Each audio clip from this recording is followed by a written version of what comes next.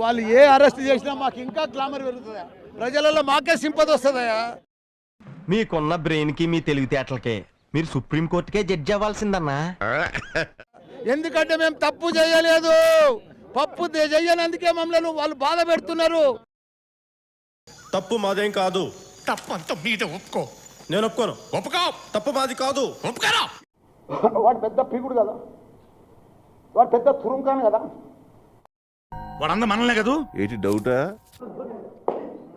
అరే సాలే రేవంత్, ఏమిటి గురుగారు విలన్లా మాట్లాడుతున్నారు? అవును విలన్నేరా. గాండు రేపు రారా, గాండు రేపు రారా.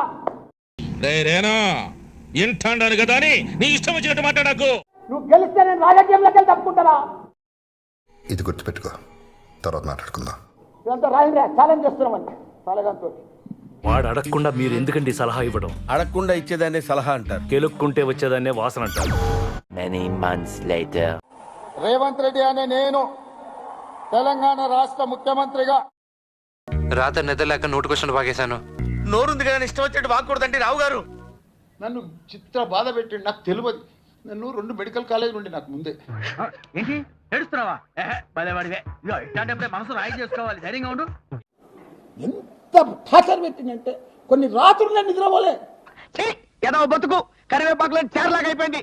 నన్ను చంపాలని ఇట్లా ప్రయత్నం చేస్తున్నాను.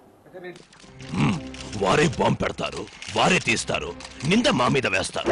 దొంగ లుచ్చ బట్టే బాజ్, వాడు దొంగ రెడ్డి. నన్నే నానా మాట అంటావరా? నీ అంతు చూడకపోతే నా పేరు గోరోజునం గర్వచరమే కాదు. వాడు ఎమ్మెల్యే మంత్రి అచ్చోసిన ఆంబోతులాక మంది భూముల మీద వాడి మేస్తున్నాడు. దొంగ చేనులు మేసే దున్నపోతులాక తయారయ్యాడు. వాళ్ళ ముంగట పేపర్ చూపించేసి మన మీద ఒక పెద్ద మనిషిని డ్యామేజ్ చేసి పోతే అయిపోతా. నా మీద ఎందుకు అంత కోపం నీకు? ఎలా కనిపిస్తున్నా నీకు? విలన్ గా కనిపిస్తున్నా?